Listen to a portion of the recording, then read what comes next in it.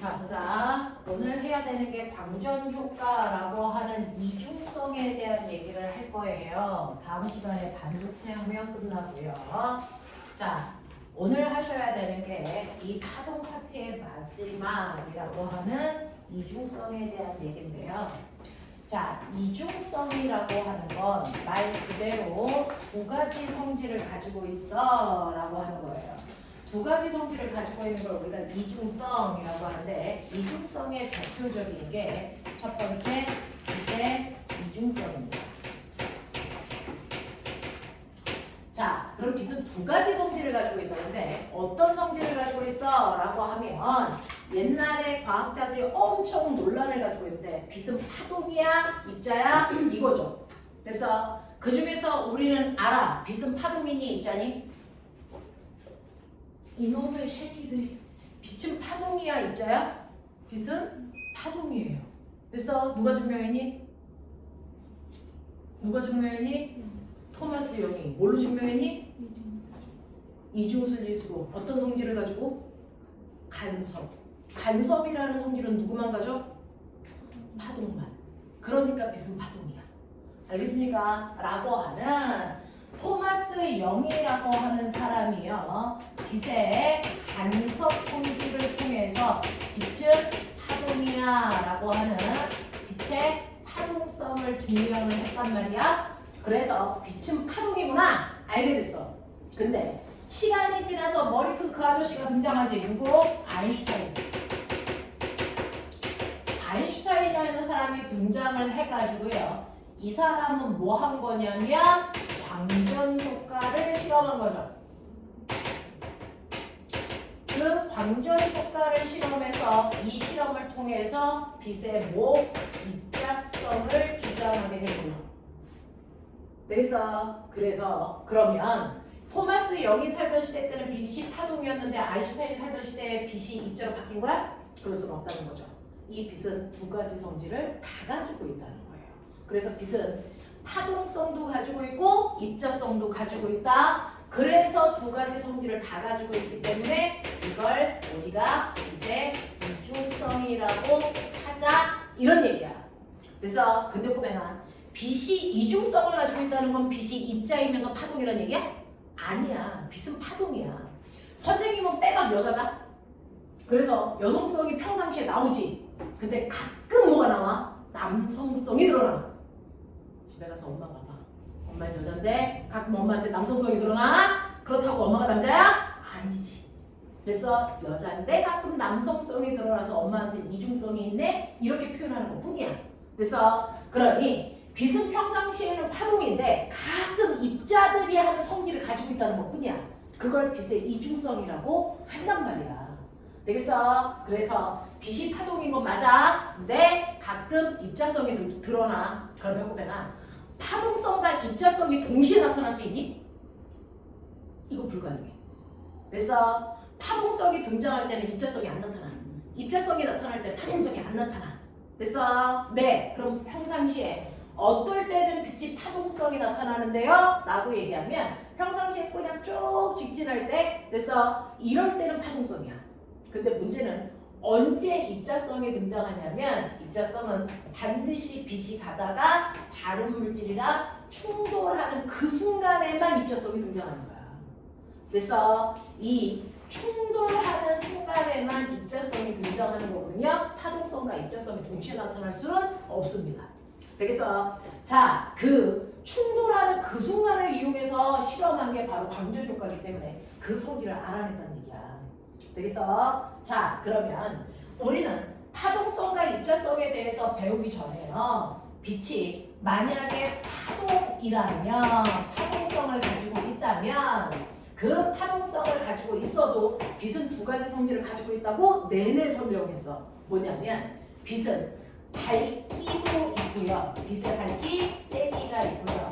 그 다음에 빛의 색깔이 있잖아요. 이걸 빛의 두 가지 성질이라고 우리가 했단 말이야. 자, 그 중에서 빛이 파동이라면 빛의 밝기, 세기 뭐가 결정했지? 파동의 구조 중에서 뭐가 결정했냐? 진보. 맞아요. 그래서 형광등이 하나가 아니고 형광등을 6개 켰어? 그러면 6개에서 나오는 빛이 서로 보강 간섭해서 빛이 더 밝아진 거야. 맞냐? 진폭이 커졌단 말이야. 그래서 밝기를 결정하는 건 진폭이라고 하는 애야.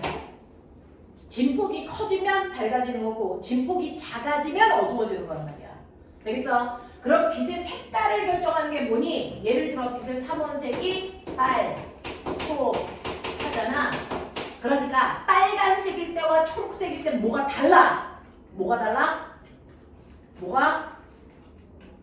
이놈의 새끼들이 진동수요. 되겠어? 색깔을 결정하는 건 진동수라고 했잖니? F. 그 중에서요. 파란색 쪽으로 갈수록 진동수가 더 커. 라고 얘기했잖아. 되겠어? 진동수가 크다는 것과 같은 말은 무슨 말이야? 파장이 짧다. 그래서 과거 출석 면담에 맨날 나와. 빛의 삼원색 중에서 진동수가 큰 순서대로 얘기해. 파장의 길이가 긴 순서대로 얘기해. 이거 반대란 말이야. 알겠어? 왜? 광속은 항상 일정하잖아. 그러니까 진동수가 크다는 얘기는 파장이 짧다는 얘기잖아. 맞냐? 이 얘기잖아. 그러니까 진동수가 큰 거는요. 빨간색에서 초록색으로 갈수록 진동수가 크고 파란색이 커요. 근데 파장은 거꾸로 빨간색의 파장이 제일 길어요. 이런 얘기예요. 되겠어? 이렇게 얘기해야 된단 말이야. 자, 그래서 색깔을 다르게 했다는 얘기는 진동수를 다르게 했다는 건데 너네 알지? 파동이라는 거에 원래 이름이 파동 에너지란 말이야. 그러면 파동 에너지 어떻게 구한다 그랬지? 파동 에너지는 A제곱 F제곱의 비례해. 그러니까 밝기를 크게 해도 에너지가 커지는 거고요. 진동수를 크게 해도 에너지가 커지는 거란 말이야. 되겠어? 이 얘기야. 자, 근데 빛이 입자일 때는 어떠냐면요. 빛이 입자성을 드러날 때 이때 좀 달라. 자, 빛이 입자일 때요. 그 입자 하나하나를 우리가 뭐라 그러냐면 빛의 입자니까 빛광자, 입자 자자, 그래서 광자 또는 광량자 이렇게 불러. 광자, 광량자 이렇게 부른단 말이야. 빛의 입자 하나하나를 부르는 이름이 광자들이야. 됐어? 그러니까 빛이 올 때요. 수도 없이 많은 광자들이 오고 있다 이렇게 생각하면 되는 거야. 되겠니? 그 중에서 광자 하나의 에너지를 어떻게 구하는 거냐면 이 원, 광자 하나의 에너지. 그래서 그 에너지는 HF로 계산한단 말이야. HF로 계산한단 말이야. H는요, 플랑크라는 과학자가 알아낸 상수값이야. 그냥 상수야. 우리 그냥 일로 생각하면 돼. 그래서 그리고 F는 아까 말씀드린 진동수거든요. 그러니까 광자, 빛이 입자일 때는요. 단지 진동수가 에너지의 크기를 결정하는 거지 밝기는 에너지의 크기와 상관이 없다라는 얘기야. 그래서 그러니까 여기 있는 광자 하나가 빨간 빛이야. 넌 진동수를 1 가지고 있네? 그럼 얘는 에너지가 1이야. 이런 뜻이야. 근데 얘는 초록색 빛이야. 그러면 초록색 빛은요. 이 초록색 빛 하나가 가지고 있는 에너지가요. 초록색 빛은 진동수를 10이라고 볼게요. 그러면 에너지 10 가지고 있는 거야. 광자 한 개 한 개마다 에너지의 값이 다 달라. 그게 진동수에 따라서 결정되는 거야. 무슨 색깔 빛이냐. 되겠어? 나는 파란 색깔 빛이야 라고 하면 파란 색깔이 진동수가 제일 크죠. 그래서 얘가 에너지가 제일 큰 빛이야. 됐어? 이렇게 가는 거야. 자, 그래서 광자 한 개 한 개 한 개의 에너지는 단지 진동수에 의해서만 결정되는 거야. 무슨 말인지 알겠어? 자, 그래서 이렇게 빛이 입자여도요. 사실은 빛은 두 가지 성질을 가지고 있죠. 밝기도 있고 색깔도 있어요. 근데 입자여도 색깔은 똑같이 진동수라는 거예요. 그러니까 빨간색보다는 초록색의 에너지가 크고 초록색보다는 파란색의 에너지가 크다는 얘기예요. 무슨 말인지 알겠어? 근데 그러면 빛이 입자일 때 밝기는 뭐가 결정하니? 밝기는요. 이 빨간색 광자가 몇 개 왔어? 이 얘기예요. 그래서 빨간색 광자 하나의 밝기가 1인데 빨간색 광자 하나만 왔어? 밝기가 1이야. 빨간색 꼬마 전구 한 개 튼 거야. 근데 꼬마 전구가 이렇게 와가지고 100개 왔어. 그럼 똑같이 빨간색이지만 꼬마전구, 빨간색 꼬마전구 100개 켰어요? 그러면 하나 켰을 때보다 100배 밝아요. 이런 얘기예요. 하지만 꼬마전구 한 개 한 개의 에너지에는 변화가 있니 없니? 이건 없죠. 단지 여러 개 켜서 눈부실 뿐이죠. 되겠어? 그래서 밝기는 오고에 있는 광자의 입자수를 얘기하는 거야. 입자수. 입자수가 많아? 적어? 이거 얘기하는 거야. 됐어? 그래서 흐린 빛이라는 건 광자가 조금 왔네? 눈부신 빛은 광자가 많이 왔네? 이 얘기지. 됐어? 광자 수가 많다고 해서 에너지가 크니? 아니죠. 이 하나가 가지고 있는 에너지는 변화가 없어요. 무슨 말인지 알겠어? 이런 얘기야. 이런 느낌이야. 그러니까 파동에 대한 밝기를 변화시키면 에너지가 커져. 됐어? 근데 입자일 땐 밝기를 더 밝게 했다고 광자 하나가 갖는 에너지가 변하는 건 아니야. 단지 입자들만 많은 것뿐이야. 라는 얘기야. 그러면 빛이 파동인지 입자인지 뭘로 구분할까? 어차피 얘는 똑같잖아. 그래서 이걸로 비교하는 거야. 아인슈타인은 이걸로 확인한 거야. 됐어? 밝기를 더 밝게 했을 때 에너지가 커진다면 그건 파동이야. 근데 밝기를 더 밝게 했을 때 에너지의 변화가 없다면 그건 입자인 거지. 되겠어? 이걸로 설명한 게 바로 광전 효과야. 되겠어? 자, 그 중에서요. 기본적인 개념들은 알았으니까 이제 광전 효과로 갈게요.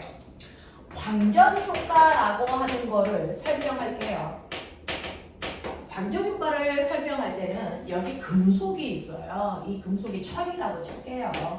철이라는 금속인데요. 광전 효과 실험할 때 반드시 금속이어야 되거든요. 왜냐하면 금속 속에는 자유전자들이 엄청나게 많아.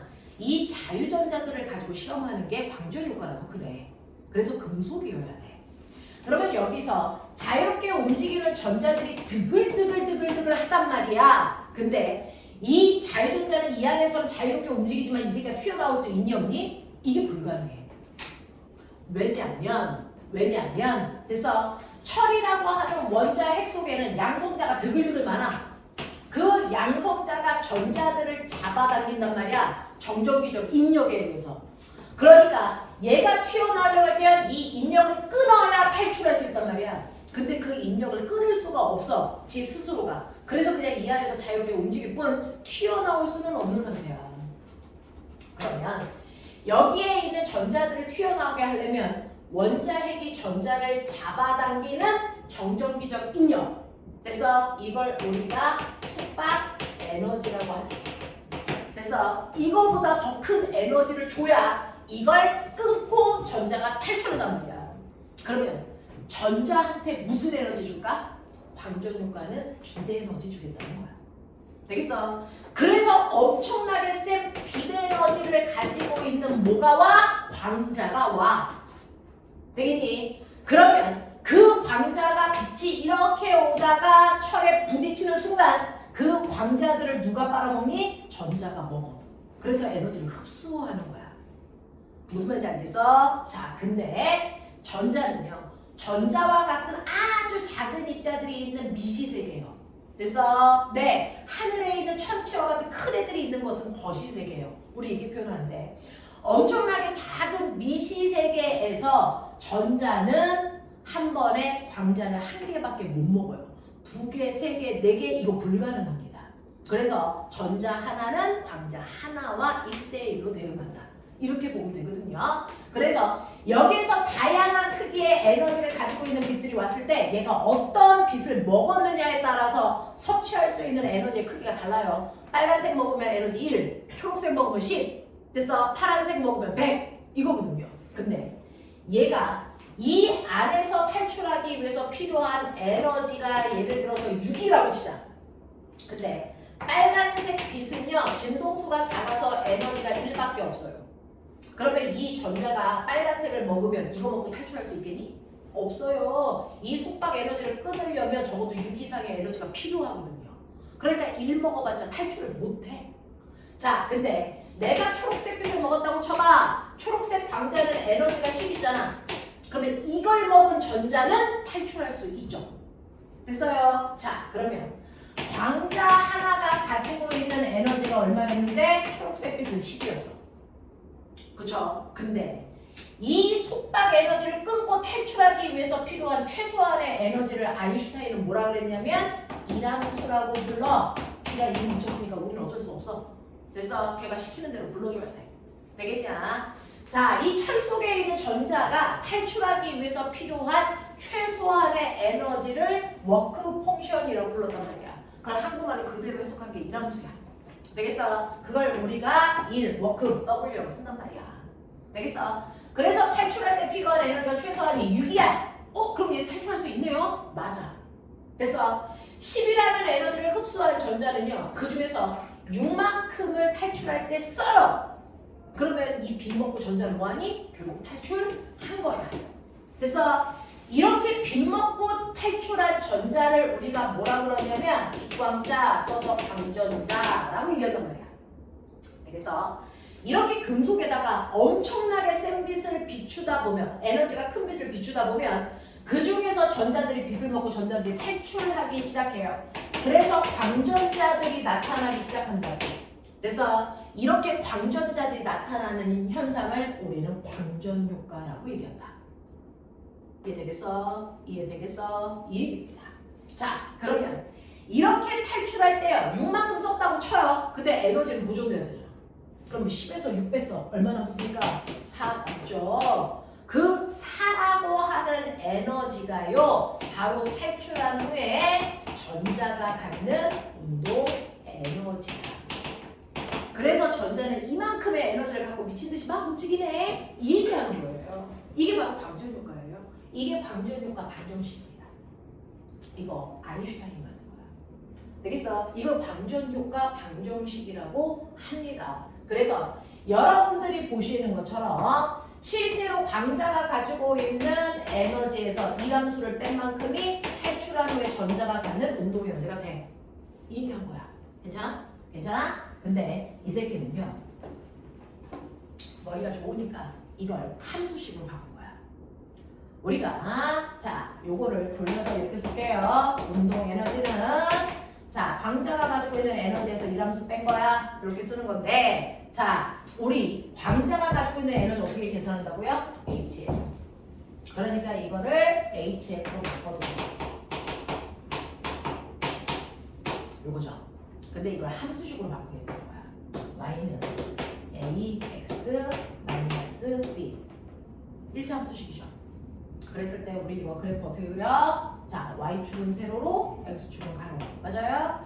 그래서 이거 이렇게 그렸을 때요. 이거 함수식이 이렇게 그리는 거죠.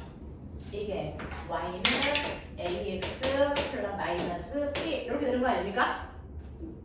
그랬을 때 여기가 x축, 여기가 y축이 있겠죠. 근데 얘는 y축 자리를 y축으로 안 하고 이걸 뭘로 바꾼다? 운동에너지. 그래서 y를 운동에너지로, x를 뭐로? 진동수로 바꾸겠다는 얘기예요. 그냥 바꿔놓겠다는 얘기예요. 그래서 그렇다면은 도맹아, 요거 뭐가 되냐? 요거는 요 값이 a 뭐냐? 기울기죠. 그러니까 이때 이 그래프의 기울기가 플랑크 상수란 얘기야. 그 다음에 y절편 얘가 뭐냐? 이게 바로 이람수의 음수값이야. 그래서 이 y절편이 예를 들어서 마이너스 10이야? 아, 이 새끼는 탈출하기 위한 이람수가 10이네? 이런 뜻이야. 알겠어? 이런 뜻이야. 이런 뜻이야. 자, 요렇게 그려놓은 거고요. 그랬을 때 x절편이 뭐냐면 탈출하기 위해서 반드시 흡수해야 되는 최소한의 진동수. 그래서 얘는 진동수가 6 이상인 아이를 흡수하면 탈출할 수 있어요. 그래서 그러니까 6보다 큰 7이나 8을 먹으면 당연히 탈출하겠죠.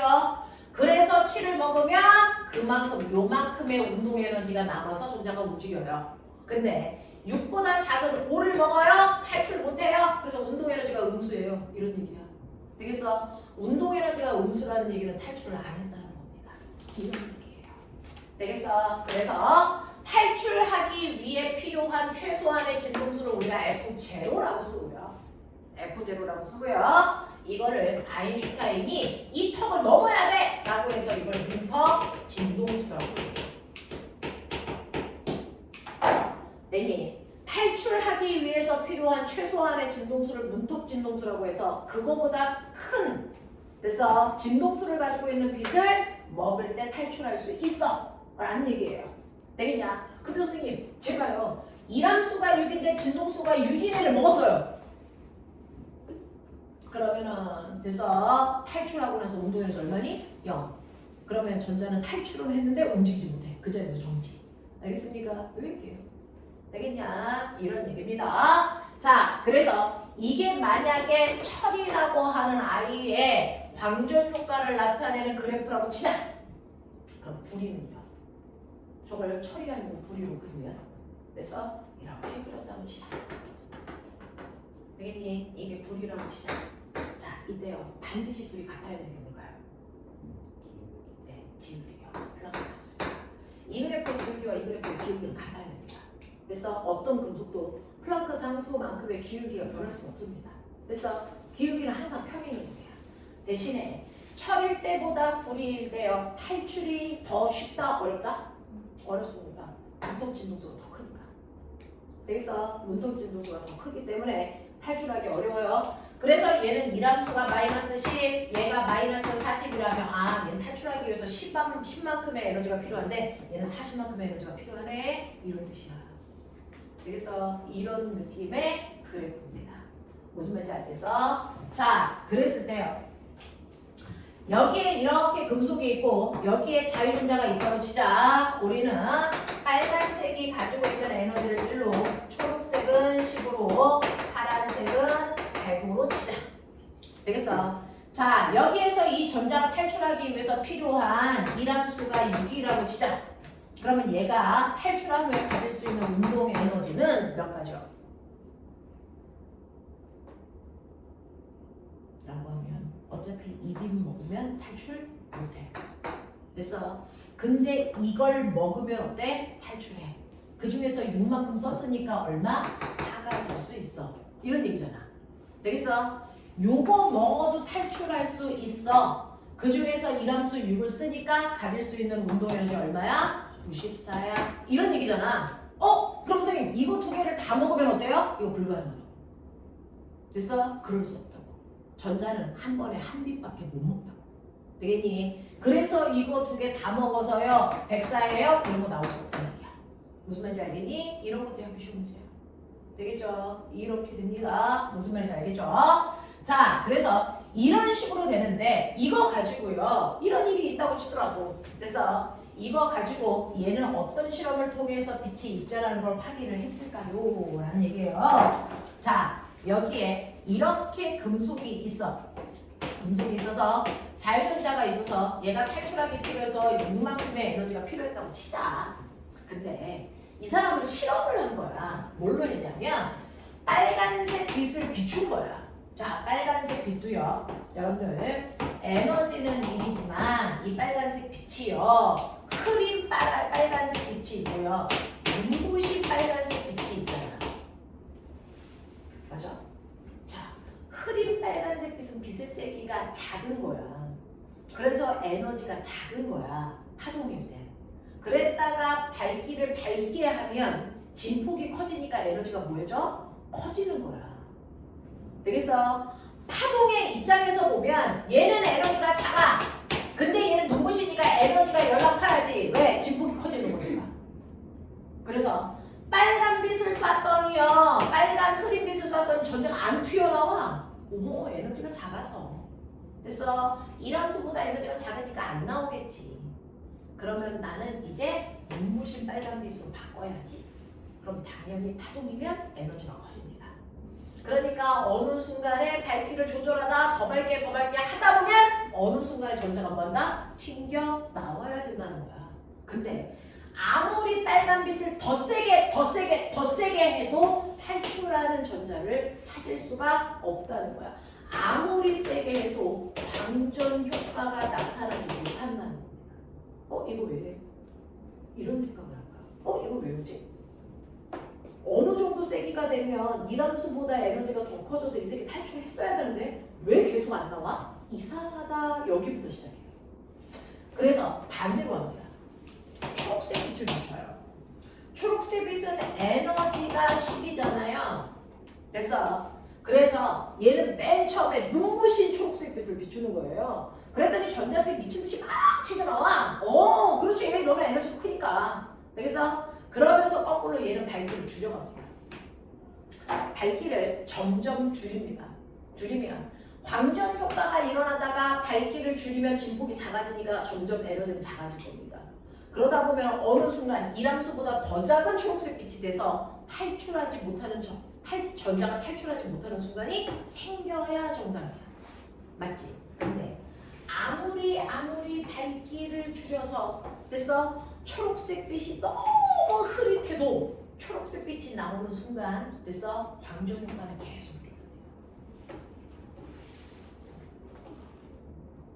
이 짓을 파란 빛으로도 합니다. 파란 빛은 에너지가 100인데요. 이것도 엄청 쓸 때 광전 효과 엄청 잘 나와서 전자가 막 나와. 근데 밝기를 아무리 줄여도 계속 전자는 튕겨나와. 이걸 보고 아인슈타인은 이상하다. 이거 파동이 아니다. 파동이라면 밝기를 줄이면 에너지가 줄어서 어느 순간부터 전자가 탈출을 못했어야 될 때 계속한다. 이거 파동성이 아니다. 그럼 뭘까? 혹시 입자가 여기부터 시작하겠다. 이거 파동이 아니네? 그럼 입자라는 얘기야? 그러면 입자인지 확인하자. 이렇게 된 거야. 그래서 이걸 통해서 파동이 아니라는 걸 느끼고요. 그리고 나서 입자라는 걸 확인하는 재실험을 합니다. 그래서 얘가 어떤 실험을 하냐면 지워도 되죠? 어떤 실험을 하냐면 이게 우리가 알고 있는 뭡니까? 가로등이에요. 그래서 여기에 금속구가 이렇게 있어요. 탈출하려고 하는 전자들이 드글드글하겠죠. 그리고 여기에 금속 판때기를 이렇게 옵니다. 그리고 여기에 이렇게 페로도를 만들어 놓습니다. 그래서 자 그러면 얘와 얘는 전선으로 연결된 게 아니죠. 끊어져 있죠. 전자가 튀어나와서도요. 그 전자가 스스로 아싸 하고 건너가지 않으면 전자가 이리로 건너갈 수 없어요. 됐어? 그럼 전류가 그러지 않습니다. 됐죠? 그러면 꼬마 전구에 불이 들어올 수 없어요. 무슨 말인지 알겠어? 자 근데 얘는 여기다가 열나센 빛을 비추기 시작합니다. 빛을 비춰요. 됐어? 그래서 빨간색 빛을 비췄는데요. 전자가 튀어나오지 않나 봐. 꼬마 전구가 안 켜져. 그걸 뭐 확인하는 거야? 광전 효과 안 일어났네? 이거 확인하는 거야. 그리고 나서 초록색 빛으로 바뀝니다. 초록색 빛으로 바꾸니까 그래서 거기에서 전자가 튕겨 나오죠. 여기서 튕겨 나옵니다. 근데 이 전자가 튕겨 나갈 때 굳이 일로 갈 수도 있잖아. 그치? 자, 밖으로 흐르는 전자가 없게끔 하기 위해서 여기에 뭘 겁니까? 플러스 건전지를 겁니다. 그리고 반대쪽에 뭘 겁니까? 마이너스. 그러니까 전자는 이쪽으로 못 튕겨 나옵니다. 청력 때문에 일로 바뀌는 겁니다. 머리를 놔줬죠. 그래서 이렇게 걸어놓은 거야. 그랬더니 전자가 튀어나오자마자 됐어. 일로 튀겨나갑니다. 그만큼 운동에너지를 가지고 있으니까 튀겨갑니다. 그래서 전자들이 여기로 이렇게 지나갑니다.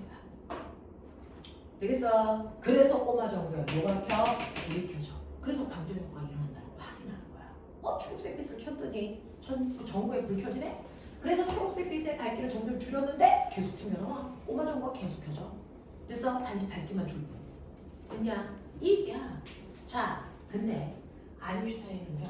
이렇게 전자가 잘 건너올 수 있는 방향으로 건전지를 연결하지 않습니다. 전자가 잘 건너올 수 있는 방향으로 건전지를 거는 걸 우리가 순방향으로 전압을 걸었어요. 이렇게 얘기하는 거야. 근데 아인슈타인은 성격이 더럽게 나쁘거든요. 이걸 거꾸로 걸어. 이걸 거꾸로 겁니다. 자, 그걸 우리는 역방향 전압을 걸어서 이렇게 얘기합시다. 이렇게 가요. 그러면 여기서 전자가 튀어나왔는데요. 튀어나왔는데 여기가 플러스가 아니고 마이너스면 여기서 오지마! 그럼 밀겠죠. 전자가 못 튀겨나가요. 됐어? 이를 못 건너간단 말이야. 근데 꼬매가 생각해봐. 여기서 오지마라고 하는 미는 힘과 여기서 튀어나올 때 전자가 가려는 에너지와 누가 더 크냐에 따라서 갈 수도 있고 못 갈 수도 있어.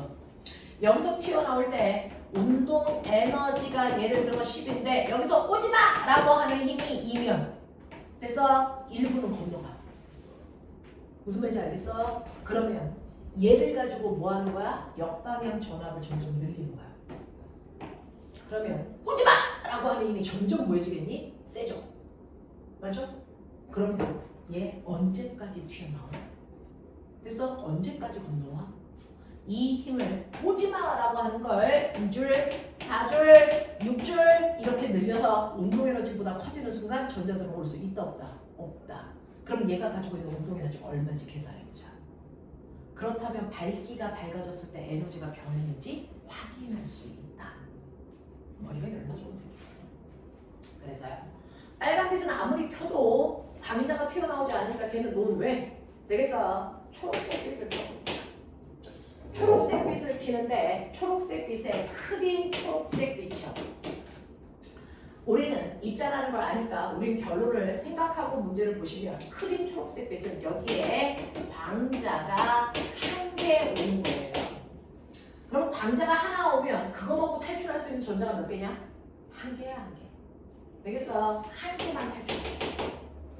자, 그 다음에 눈부신 초록색빛으로 바꿀게. 눈부시다는 건 광자가 100개쯤 왔다고 치자. 그러면 이거 먹고 탈출할 수 있는 전자도 몇 개겠니? 100개 탈출할 거야. 되겠어? 근데 초록색빛은 하나하나당 에너지가 그냥 얼마인 것뿐이야? 10이야. 그 10이라고 하는 광자가 한 개 오냐, 10개 오냐, 100개 오냐의 차이겠지. 그럼 잘 봐. 여기에서 얘가 탈출할 때 필요한 이람수가 6이라고 치자. 그러면 광자가 가지고 있는 에너지가 10인데요. 한 개가 와. 그럼 전자가 하나를 먹고 가지고 있는 에너지가 얼마니? 4주. 그래서 100개가 와서 전자가 100개 탈출했다고 쳐봐. 그 전자들 100개가 다 가지고 있는 운동 에너지 결국은 얼마야? 4야 4. 무슨 말인지 알아? 7이거나 8인 에너지를 가지고 있는 전자가 생길 수 있니 없니? 없어요. 없어요. 되겠어. 그래서 얘는 어떻게 하냐면 X축은 V예요. 전압. Y축은 전류입니다. 전류입니다. 자, 그래서 여기에 전압을 보시면 여기가 0 플러스 V 플러스 2V 플러스 3V 뭐 이런 거 있잖아요. 자, 플러스 1V, 2V, 3V가 있는 것처럼 여기는 마이너스 1V, 마이너스 2V, 마이너스 3V 뭐 이런 식의 그림을 그리겠다는 얘기겠죠. 자, 근데 전압에서 플러스와 마이너스는 뭔데요? 전압은 어차피 우리 볼트는 중버프론이죠. 에너지잖아. 에너지는 방향이 없잖아. 근데 뿔말을 왜 써? 라고 얘기하면 내가 건전지를 순방향으로 걸었을 때 전압을 플러스. 그래서 플러스는 순방향이라는 뜻이야. 마이너스는 역방향을 걸었다는 얘기야. 건전지를 역방향으로 한 개 걸었어요, 2개 걸었어요, 3개 걸었어요. 이 뜻으로 생각해. 알겠어? 이 뜻으로 생각해. 자, 그 중에서요, 여러분들 여기에 있는 빛을 쐈는데요. 흐린 빛을 쐈어. 광자 한 개와. 그러면 탈출하는 전자가 몇 개야? 한 개야. 되겠어? 꼬마 정보에 불 켜는 걸로 봐서 전자가 오는 건 맞아. 자, 그건 느낄 수 있지만 몇 암페어가 와? 그거 확인하려고 여기 전류에 이거 설치한 거야.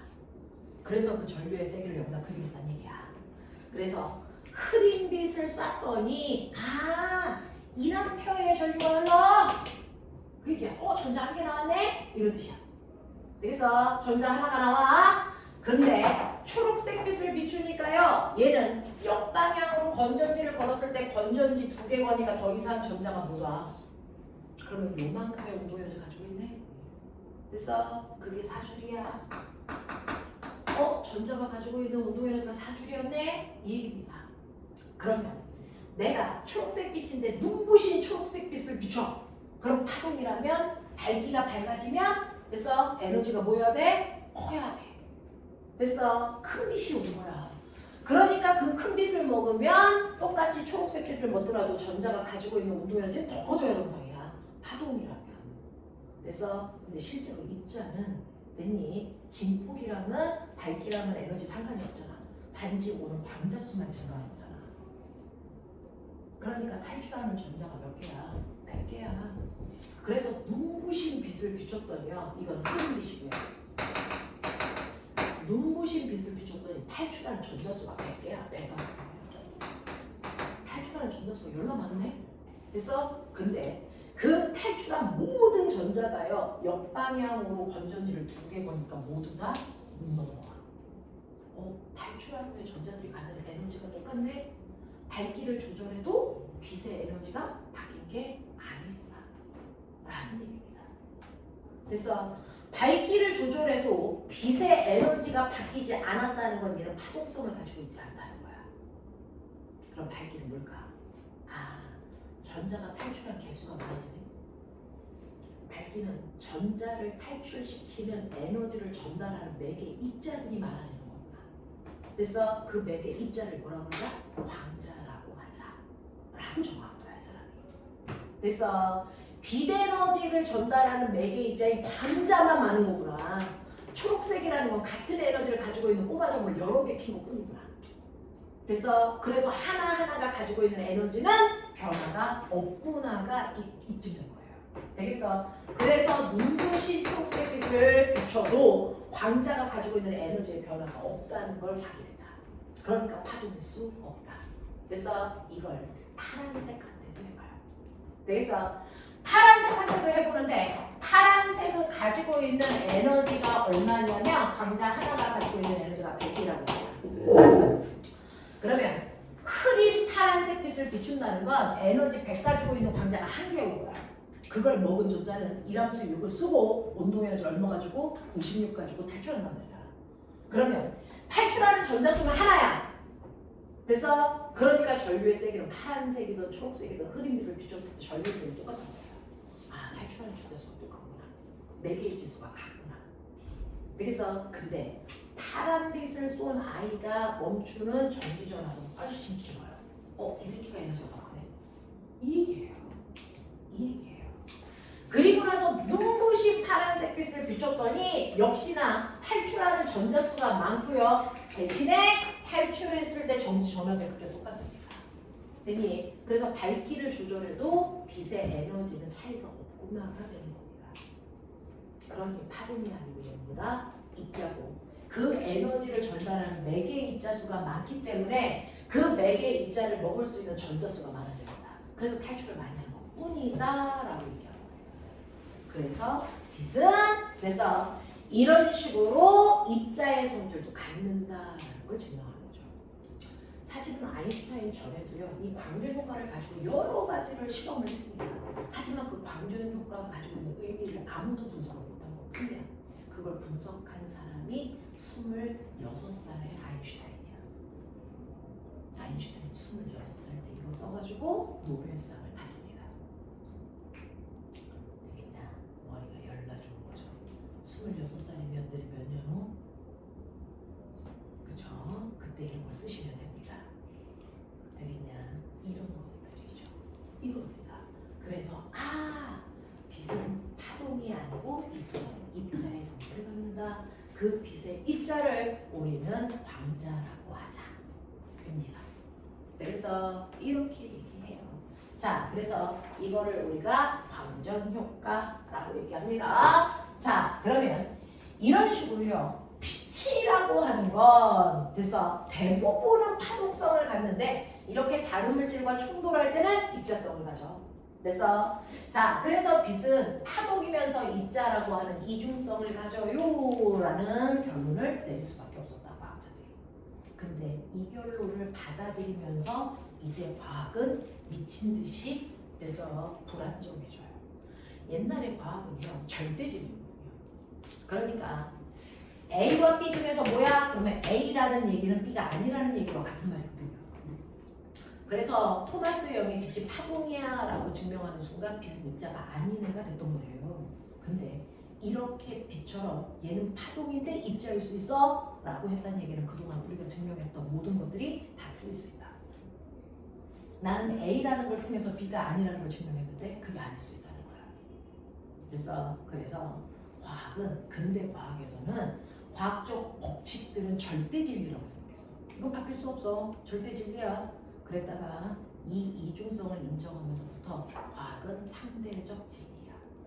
지금 현재 우리 수준에서는 여기까지 알아냈어. 하지만 바뀔 수 있어. 이렇게 된 거죠. 그래서 이제 앞으로 과학은요, 이럴 가능성이 몇 %야? 라고 얘기합니다. 이거야가 아니고 이럴 가능성, 확률이 몇 %야? 라고 얘기하죠. 그래서 나중에 화학 배워보시면 알겠지만 전자가 존재할 확률을 나타냅니다. 그래서 그걸 우리가 오비탈이라고 얘기하죠. 그래서 우리는 이제 과학은 어떤 분명한 얘기를 하지 않는다. 확률적 얘기를 한다. 그래서 과학에서 얘기하는 건 불확정적이다라고 한다. 불확정. 그래서 불확정성을 얘기하는 겁니다. 그래서 이럴 가능성이 90%야 라고 얘기하지 이건 이거야 라는 얘기를 이제 안 한다. 자, 그러면 그래서 대표적인 게 누구야? 슈레딩거. 고양이는 살았어 죽었어? 몰라. 열어보면 알아. 이런 식이야. 그래서 네가 100번 열었는데 90번 동안은 살아있어? 그러면 90%가 살아있을 가능성이고 10번 죽었어? 그러면 10%가 죽을 가능성이라는 얘기뿐이야. 그래서 과학을 이렇게 확률적으로 얘기하게 됐다. 그게 바로 이때부터다. 자, 그러면 파동이라고 하는 애가 입자의 성질을 가졌을 때 그럼 그 다음에 물어본 거야. 그러면 입자는 인거죠. 입자는 계속 입자야? 입자는 파동성을 가질 수 없어? 이 생각이 드는 거잖아요. 그 생각을 한 사람이 드브리스라고 하는 과학자예요. 그 새끼가 증명했습니다. 입자도 파동성을 가질 수 있다는 거. 알겠어? 자, 그래서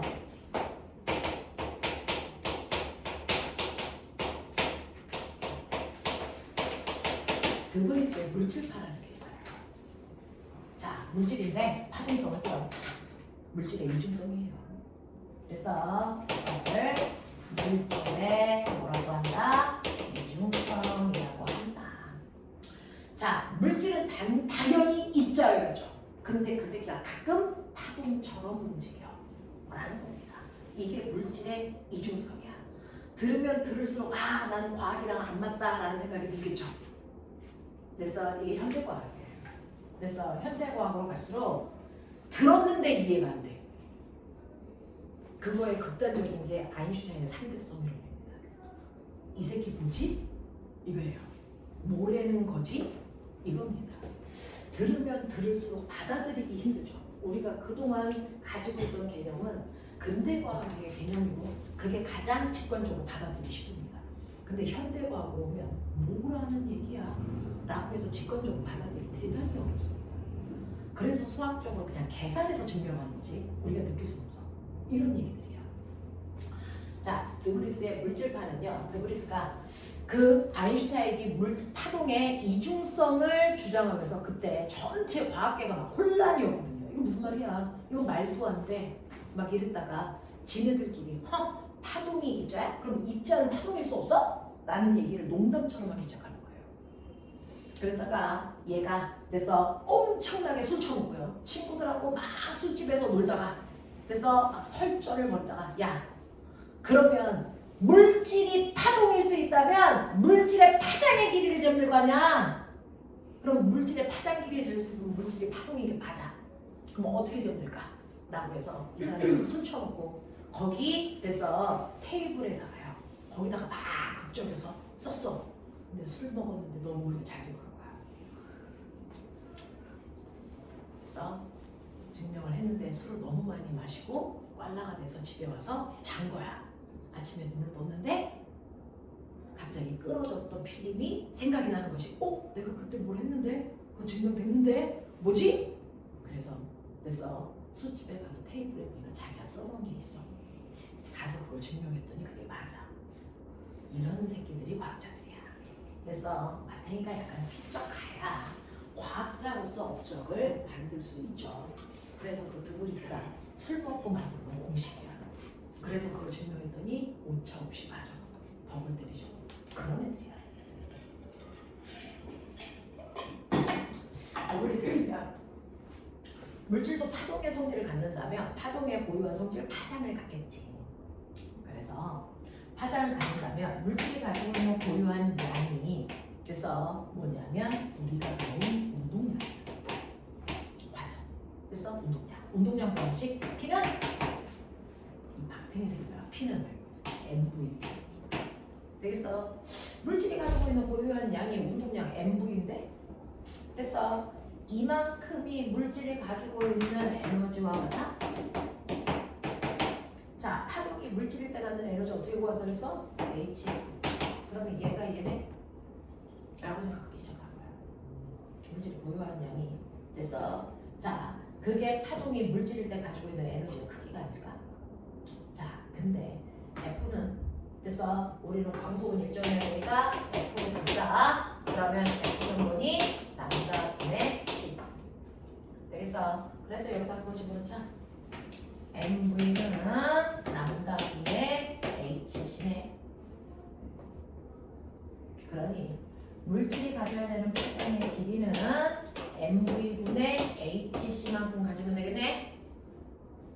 그러니 운동량분의 HC가 물질이 가져야 되는 고유한 파장의 길이야. 간단하죠? 그래서 그러면 이러한 길이를 갖기 위해서 운동량은 엄청나게 모여야 되냐? 작아야 돼요. 왜냐면 우리는 운동량이 너무 크죠. 왜? 질량이 너무 크니까. 그래서 그러면 파장 길이는 열로 뭐 할까요? 작아. 그래서 우리는 사실은 우리도 파동성이 있다. 근데 그 파장 길이가 너무 짧아서 우리는 측정이 불가능한 상태야. 그럼 물질이면서 운동량을 가장 작게 가지고 있으면 질량이 최소한으로 가지고 있어야 돼. 누가? 전자야. 전자. 그래서 이 사람은 전자 가지고 실험을 시작하게 된 거야. 그래서 전자라고 하는 아이는 질량이 엄청나게 작기 때문에 운동량이 엄청나게 작거든요. 그러니까 전자에 그래서 질량과 움직이는 속력을 집어넣으면 전자가 대략 이 정도의 파장을 가질 거야 라고 하는 걸 예측할 수 있어요. 그 파장의 길이가 누구와 비슷하냐면 X선의 길이와 같습니다. 감마선, X선 기억나지? 그거랑 같아. 그럼 이 정도의 파장을 가질 거야. 그럼 이거 어떻게 측정하지? 아, 이세기가 해본 실험이다. 이거 해보자. 토마스 영의 이중슬기 실험을 하겠다는 거야. 이중슬기 실험을 하면 간섭무늬가 나타나지. 그 간섭무늬 가지고 파장 길이를 할 수 있지. 그거 하겠다는 거야. 그래서요. 드브리스가 이중슬깃을 만들어가지고요. 전자를 됐어? 총총으로 쏩니다. 이쪽에서 쏘고 이쪽에서 쏘는 거야. 그래서 여기에 S1, 여기에 S2 자, 이래서 전자를 쏩니다. 근데 전자 물질이잖아. 그러면 네가 여기서 총을 쏘면 총알은 그냥 여기만 박히지. 여기만 박히지. 간섭이 일어날 수 없어. 물질은 간섭을 하는 게 아니거든. 그래서 계속 쐈더니 간섭이 안 일어나고 계속 여기만 박혀. 물질은 파동을 쏘나? 그랬단 말이야. 자, 그러다가 이걸 쏘는데 이 사람이 쳐다보지 않고 안 본 거야. 중간에 그래서 이걸 계속 쳐다보다가 다른 일이 생겨서 순간 안 보고요. 계속 장치가 쏜 거야. 그랬더니 얘명을 간섭무늬가 생겼어. 전자가 여기 박히는 게 아니었어. 여기에 엄청 많이 박히고 안 박히고 박히고 안 박히고 박히고 안 박히고 박히고 안 박히고 이게 나타나. 전자의 간섭무늬가 나타나. 전자의 간섭무늬가 나타나. 이상한 일이 발생하죠. 그거 보여드릴게요. 전자의 간섭무늬 찍어놓은 게 있어요. 133페이지에 오른쪽에 보시면 전자선의 간섭무늬, 전자쌍이 이렇게 나옵니다.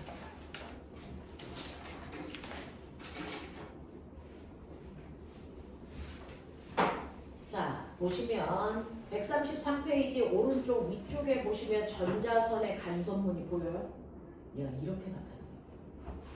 관찰하면 그냥 가고 관찰하지 않으면 간선문이 나타나요. 신기한 거죠. 이 새끼 파동이네.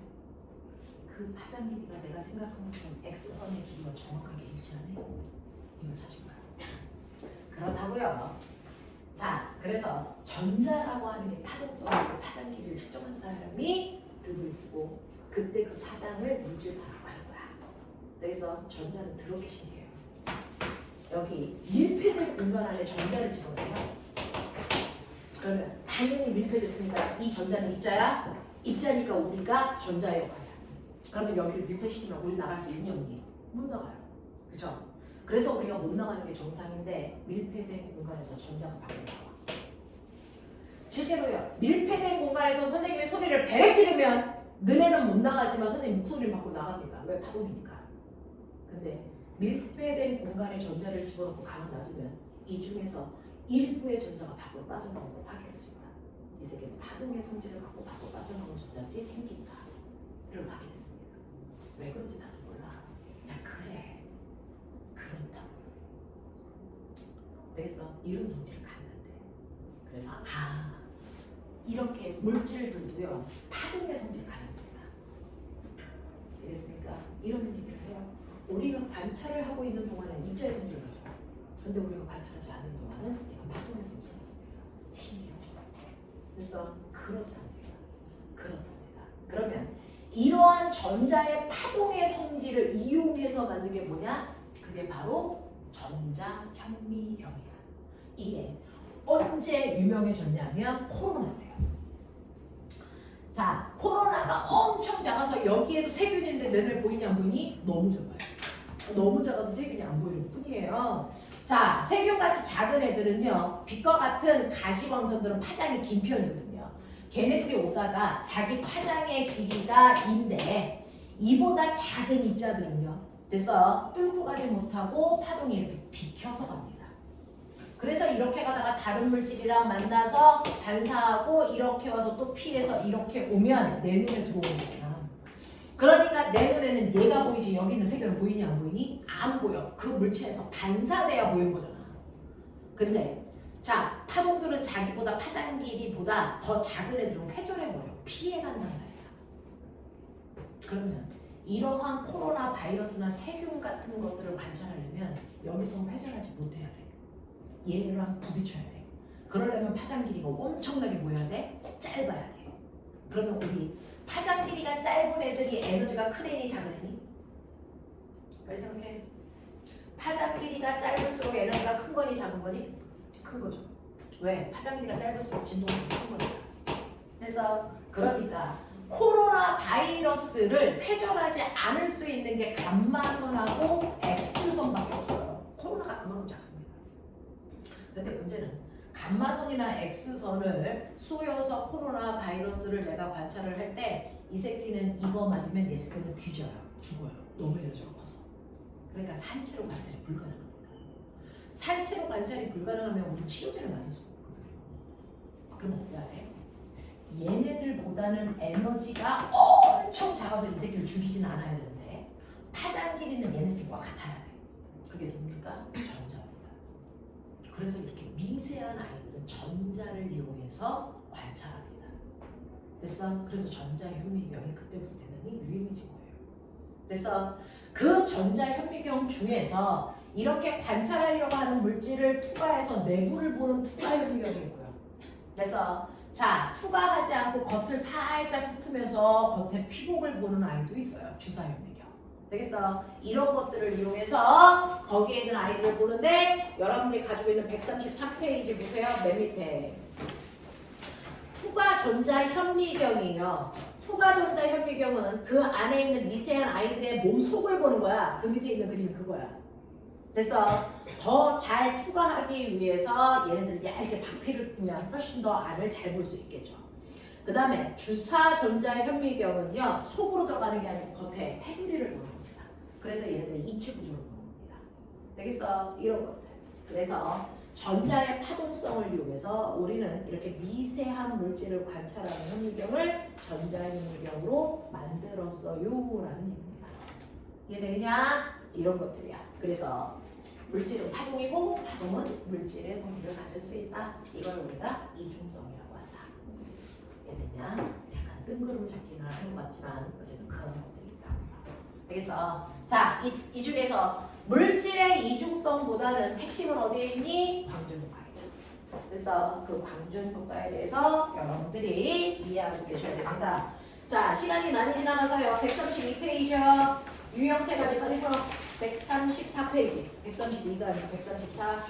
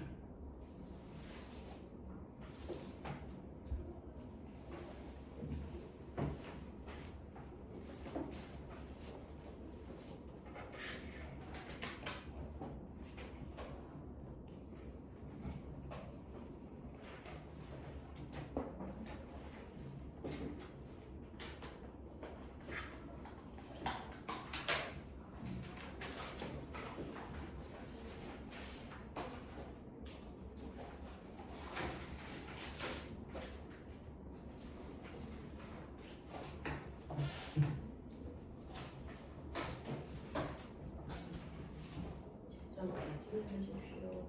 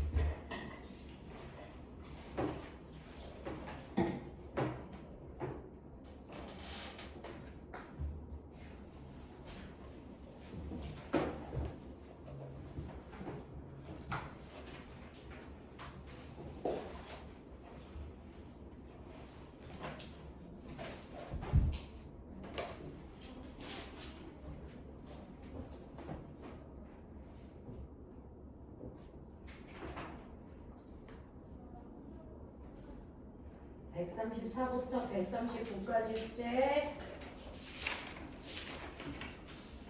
다음 주 한 주시고 그 다음 주 올 때까지 다 해가지고 오시면 그 다음에 우리 반도체에 대한 얘기할게. 자, 134페이지요. 요거는 다 푸신 것 같아요. 첫 번째, 두 번째, 세 번째 유형입니다. 자, 그 중에서요. 광전 효과 확인하는 실험으로 가장 많이 하는 게 우리 중학교 2학년 때부터 검정기와 검정기. 그래서 자, 그 검정기가 이렇게 있는데요. 검정기를 꺼내면 중성이니까 금속방이 오므라져 있단 말이죠. 근데 내가 여기다가 자외선을 비추면 자, 형광등에서는 가시광선밖에 안 나오는데 가시광선 정도의 빛은 이람수보다 작아. 안 튀어나와. 그래서 자외선을 비추는 거야. 그러면 이 자외선에서 나오는 에너지가 이람수보다 크기 때문에 전자들을 탈출시킨단 말이야. 그래서 전자들이 빠져나가니까 얘는 무슨 물을 들이니? 플라스. 그래서 이렇게 플라스. 그러면서 다시 공격을 하죠. 알겠냐? 이런 식이 되는 거야. 그래서 그 다리가 벌어지는 속도, 그 벌어진 정도 이걸 통해서 광전 효과를 확인할 수 있어요. 되겠냐? 이런 것들이에요. 그래서 약한 빛을 비출 때보다 강한 빛을 비췄을 때 훨씬 더 빨리 벌어진다 이건데 얘는요 거꾸로 했어요. 잘 벌어지지 않으니까 여기다가 검정기에다가 뭐 했냐면 금속판을 대전시켜서 올려. 이거 마이너스. 그러면 붙이기 때문에 온통 마이너스. 됐어? 그래 놓고 자외선을 비추는 거야.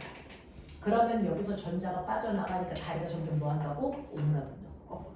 됐어? 그래서 오므라드는 속도를 가지고 광전 효과를 설명합니다. 이런 얘기야. 그래서 빛이 강할수록 빨리 오므라들어요 라고 얘기하는 거고, 빛이 약하면 강자수가 적으니까 전자가 조금밖에 탈출 못해. 되겠어? 이런 얘기 하는 거야. 자, 그래서 거기에 있는 내용들 94번부터 98번까지 질문. 600이요. 자, 600 얼마? 600. 602? 600이랑 601. 600번이랑 602번. 1번. 601번. 자, 그럼 두 번째는 이중슬릿은요, 전자의 파동성을 실험하는 거예요. 그래서 전자들이 쏴질 때 얘가 회전하고 간섭 무늬가 생기는 걸 통해서 자, 전자도 파동성을 띈다는 걸 확인하는 거고요. 그 중에서 600번 잠깐 보면 전자총에서 방출된 전자는 속력이 작을수록 그랬는데, 우리 아까 했던 물질파의 파장은 그래서 MV분의 HC인 거 알지? 근데 플랑크 상수와 광속은 이건 상수잖아. 얘를 일정해. 그러니까 파장의 길이는 얘네들에 의해서 결정된단 말이야. 자, 그래서 보시면 전자총에서 발사되는 전자의 속력을 최대한 작게 해요. 속력을 줄이면 파장 길이가 길어져요.